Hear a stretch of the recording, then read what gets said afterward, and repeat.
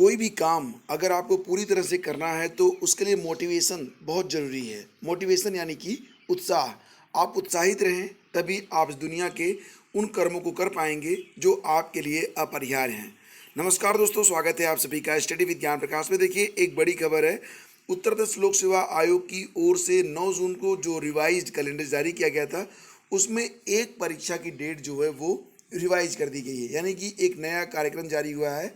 और इस कार्यक्रम में ये बताया गया कि क्योंकि यूपीएससी 2019 का इंटरव्यू जो है वो शुरू हो रहा है जुलाई माह में, इसलिए जुलाई महीने में 25 जुलाई से जो मुख्य परीक्षा शुरू हो रही थी, मुख्य परीक्षा यूपी पीसीएस 2019 की, अब ये मुख्य परीक्षा जो होगी वो अगस्त में आयोजित की जाएगी। जैसा कि आप यहाँ पर देख रहे हैं, कैलेंडर में यही एक बदलाव हुआ है। बाकी जो परीक्षा तिथियाँ घोषित की गई थी उसमें कोई भी बदलाव नहीं हुआ है। खंड शिक्षा अधिकारी की जो प्रारंभिक परीक्षा थी वो 16 अगस्त को ही होगी। और इसके बाद जो अन्य परीक्षाएं हैं, लाइक एज आर ओ 2016 की परीक्षा, ये 13 सितंबर को होगी। और यूपी पीसीएस 2020 की प्रारंभिक परीक्षा है 11 अक्टूबर को। और इसी के साथ खंड शिक्षा अधिकारी और आर ओ की जो मुख्य परीक्षाएं होनी हैं, तो खंड शिक्षा अधिकारी की जो मुख्य परीक्षा होगी वो एक दिन में ही होगी, और ये होगी कब? 6 दिसंबर को। और समीक्षा अधिकारी, सहायक समीक्षा अधिकारी की जो मुख्य परीक्षा होगी ये कब होगी? 22 दिसंबर को। तो 22 दिसंबर को आपको मुख्य परीक्षा देनी है, किसकी? खंड शिक्षा अधिकारी और आर ओ की। ठीक है, तो ये नया कैलेंडर है, इसके बारे में आप लोग जान लीजिएगा। और जैसा कि आप जानते हैं कि 69,000 शिक्षक भर्ती में बहुत सारे आरोपी पकड़े भी गए हैं, लेकिन अभी जो मेन कॉन्स्पायरेटर है, मुख्य षड्यंत्रकर्ता चंद्रमा यादव, वो गिरफ्तार नहीं हुआ है। सूचना ये प्राप्त हो रही है कि जितने भी मतलब पेपर आउट वाले काम होते थे, चंद्रमा यादव ही करवाता था। और वो यहाँ पर देखिए, यहाँ पर लिखा गया है कि वो ब्लूटूथ के जरिए जो है, जो जो लोग उसको पैसा देते थे, तो उनको ब्लूटूथ के जरिए बिल्कुल फिल्मी पैटर्न पर, जिस प्रकार से आपने देखा होगा मुन्ना भाई एमबीबीएस में, बिल्कुल उसी पैटर्न पर वो अभ्यर्थियों को नकल करवाता था। मतलब कि कान के अंदर ब्लूटूथ सेट होता था और उसके बाद फिर अपने तरीके से वो उसे आंसर बताता था। यहाँ पर आप देख सकते हैं 50 से अधिक अभ्यर्थियों को नकल कराया। और बताया जा रहा है कि सहायक शिक्षक भर्ती में 50 से अधिक अभ्यर्थियों को नकल कराई थी। नकल कराने के लिए उन्हें ब्लूटूथ डिवाइस को चिप के माध्यम से कनेक्ट किया गया।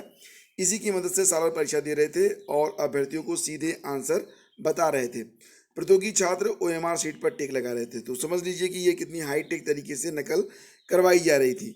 ब्लूटूथ डिवाइस की जो साइज़ थी बहुत छोटी थी, कान के अंदर से फिट कर दिया जाता था और चिप को शर्ट के बटन और बेल्ट में फंसाया जाता था ताकि चेकिंग के दौरान किसी को शक ना हो। और इसी तरीके से टीईटी में भी नकल कराने की तैयारी थी, लेकिन उससे पहले एसटीएफ ने चंद्रमा यादव समेत 7 को गिरफ्तार कर लिया था।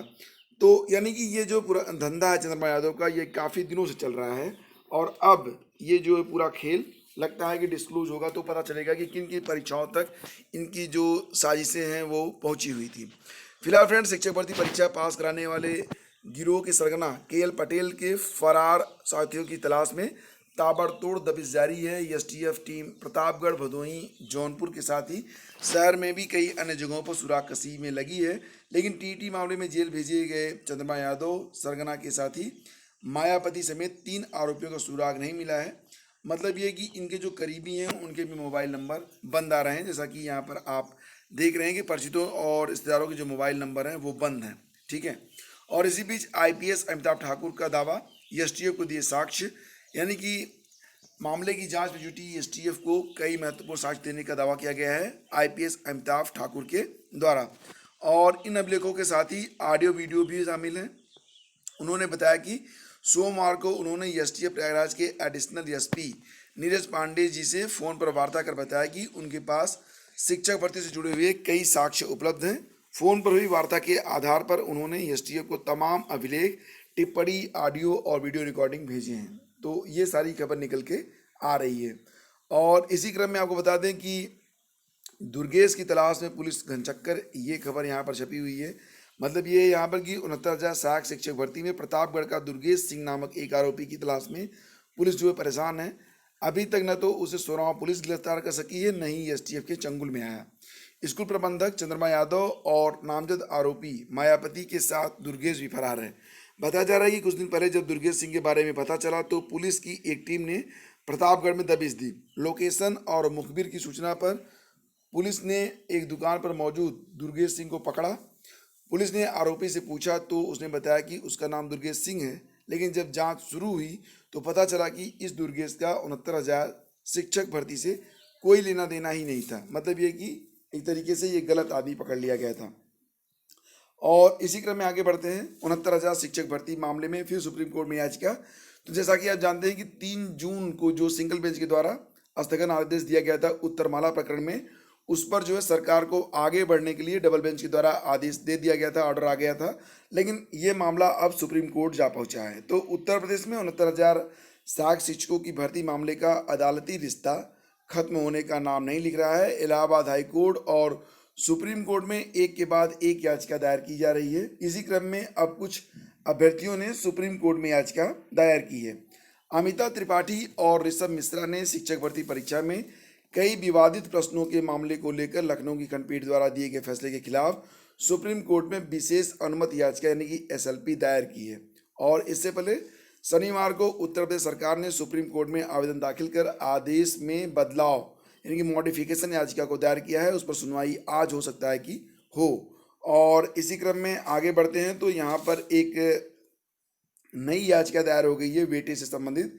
शिक्षा मित्रों की तरह सूबे के अनुदेशकों ने भी अब मांगा है वेटेज, यानी कि शिक्षा मित्रों को प्रतिवर्ष जो 2.5% का वेटेज दिया जाता है, उस वेटेज की मांग अब अनुदेशक भी कर रहे हैं, क्योंकि वो भी कर रहे हैं कि वो लगभग पिछले 7 सालों से काम कर रहे हैं और जो लोग बीएड और टीईटी पास हैं तो उनको भी शिक्षा मित्रों की तरह जो 2.5% का वेटेज शिक्षा मित्रों को मिलता है, वो वेटेज अनुदेशकों को क्यों नहीं मिल सकता है। और इस पर जो है याचिका जो है दाखिल कर दी गई है।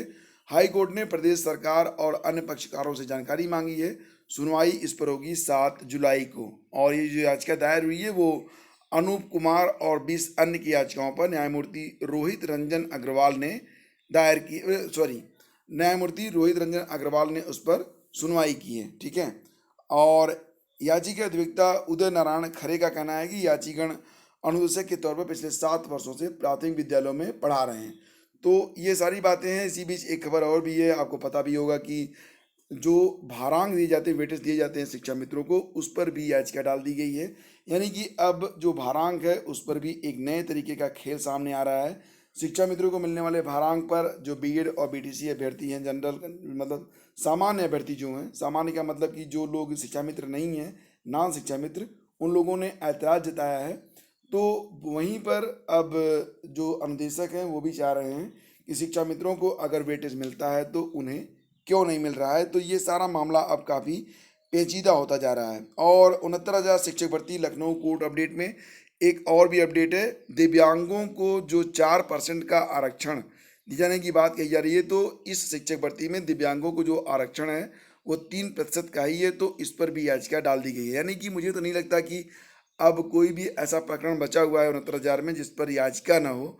और ये जो भर्ती है वो काफ़ी याचिकाओं के कारण उलझती चली जा रही है। तरह तरह की जो याचिकाएं पड़ रही हैं, कभी एमआरसी पर पड़ रही है, कभी ओवरलैपिंग पर पड़ रही है, और कभी कभी ये भी देखा जाता है कि यहाँ पर कुछ और भी याचिकाएं पड़ रही हैं जिसका मतलब सीधे सीधे कोई मतलब यहाँ पर नहीं होता है।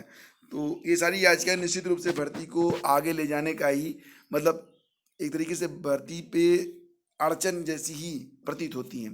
फिलहाल फ्रेंड्स आगे बढ़ते हैं, चलते हैं अगली खबर पे। अनामिका प्रकरण में 3 लोग पकड़े गए हैं। एसटीएफ ने सरगना पुष्पेंद्र के अलावा बेसिक शिक्षा विभाग के 2 बाबू लखनऊ में पकड़े हैं। और हालांकि ये जो तीनों लोग हैं वो अलग अलग जिलों में तैनात हैं, लेकिन ये तीनों लोग मिल के ही ये फर्जीवाड़ा करवाते थे। तो अनामिका प्रकरण का प्रक्षेप करते हुए यूपी एसटीएफ ने सोमवार को मास्टरमाइंड समेत 3 लोगों को गिरफ्तार कर लिया है। जांच के दौरान पता चला कि सिर्फ अनामिका ही नहीं, अन्य अभ्यर्थियों की डिग्रियों का भी इस्तेमाल करके नौकरी जो थी वो फर्जी तरीके से हासिल की गई थी। तो एसटीएफ ने सरगना मैनपुरी निवासी पुष्पेंद्र सिंह, बेसिक शिक्षा विभाग के 2 बाबू जौनपुर बीएसए कार्यालय में तैनात आनंद सिंह और हरदोई बीएसए कार्यालय में तैनात रामनाथ को लखनऊ से गिरफ्तार किया है। और यहाँ पर जो न्यूज है उसके मुताबिक पुष्पेंद्र सिंह पूरे मामले का सरगना है।